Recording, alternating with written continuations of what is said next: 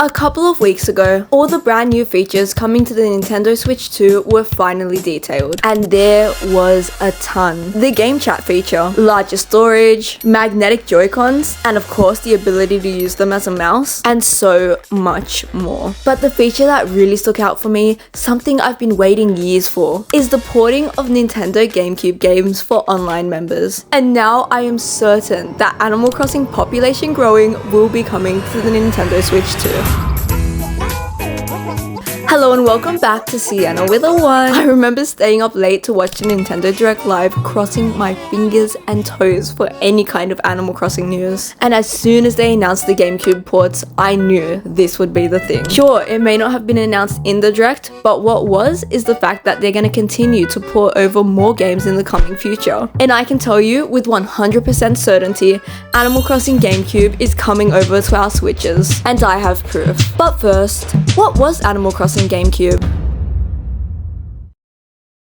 Animal Crossing GameCube, or Animal Crossing Population Growing, was the first westernized version of the Animal Crossing series. Because of this, many people consider it to be the very first Animal Crossing game, which actually isn't true. Because the Butsu no Mori, I really hope I didn't butcher the pronunciation of that name, released exclusively in Japan for the N64, was the very first Animal Crossing game. It was used as a template for the creation of Animal Crossing GameCube, as a lot of the features, characters, and holidays were directly ported from that game. And the game's relatively unprecedented success was the sole reason that Animal Crossing became the game we all know and love today. It's important to remember that the idea for the game was developed after the creator moved from his hometown. The feeling of isolation and loneliness often overwhelmed him, as he knew absolutely nobody and longed to go back to the days of playing cozy Nintendo games with his family. Animal Crossing was meant to mirror the feeling of moving somewhere new where you know nobody. Every relationship was built from the ground up, which is why the villages felt so real in the past games. But more than anything, Animal Crossing served as a way to play with your family even when you can't play at the same time. You would all work together to build this little town, where the developer would recount his siblings working on it during the day while he would come home at night and finish off their progress. Now that we've covered the history of the game, what was Animal Crossing GameCube? Animal Crossing Population Growing was first released to America in the year 2002, before Australia and Europe finally got to play it in 2003 and 4 respectively. In this game, players set out for a life of their own in a small, randomly generated town. Each town is completely different, ensuring no two players ever have the same experience with the game. Players could pick fruit,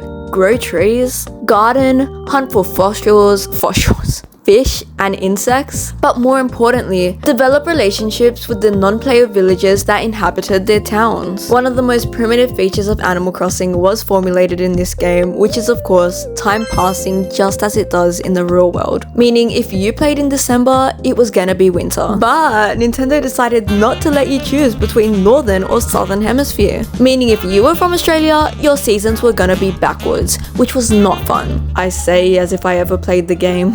Holidays and special events also mirrored the real world, and I've got to say, some of the holidays in the original Animal Crossing were so fun. Their New Year's Day event, for example, had to be the coolest of the entire Animal Crossing series. You start your morning with all the villagers lining up outside the well before throwing in coins and making wishes for the new year. In contrast, this is the New Year's Day event in Animal Crossing New Horizons.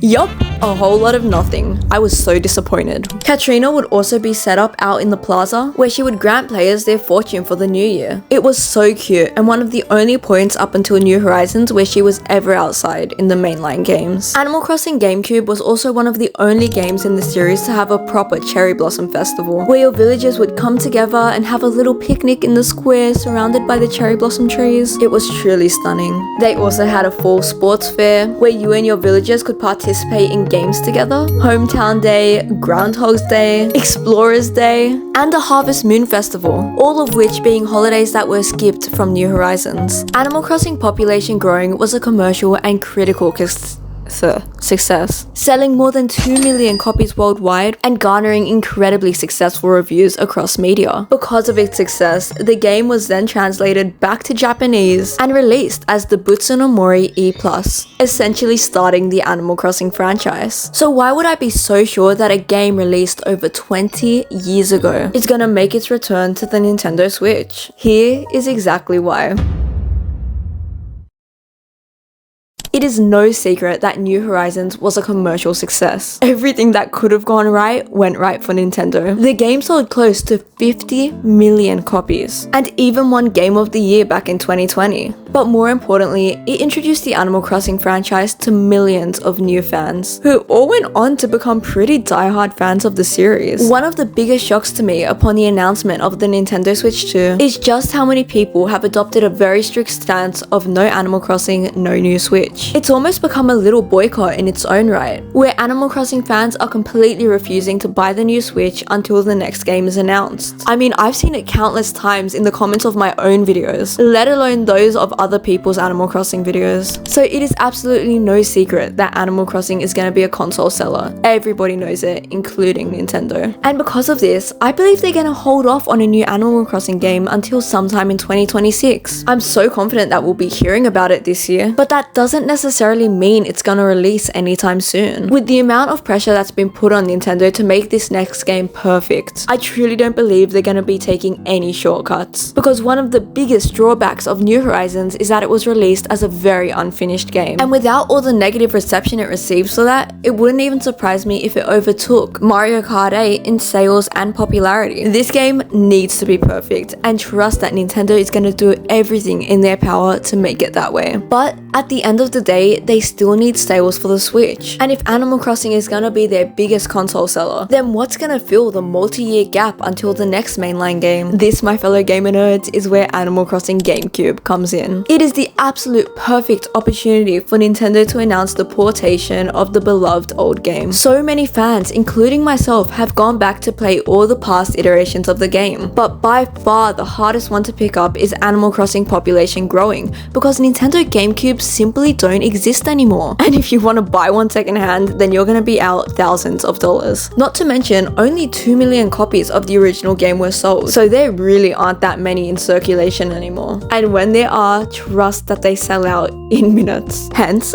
porting it over to the Switch would allow all these aspiring fans to play the very first iteration of Animal Crossing, an opportunity that they more than likely wouldn't get otherwise, and they know that. And what's interesting is that these GameCube games aren't only tied to the Nintendo Switch 2, but are tied to an online membership. So for Nintendo, it's like killing two birds with one stone. First of all, the portation onto the Switch would inspire so many people to buy the Switch 2. It is one of the only ways, other than pirating, that they'll ever be able to experience the original Animal Crossing, meaning they'll be forced to not only buy the new console, but buy an online membership. And we all know how greedy Nintendo is, and it would make them so happy to make that little bit more money from every single one of us. I mean, I know I'd be the first person lining up to play this game because I have been wanting to for years, and that is why I am certain that Animal Crossing Population Growing will be coming to the Nintendo Switch 2. But what are your thoughts on the topic? Be sure to let me know in the comments below, and thanks for watching. Bye!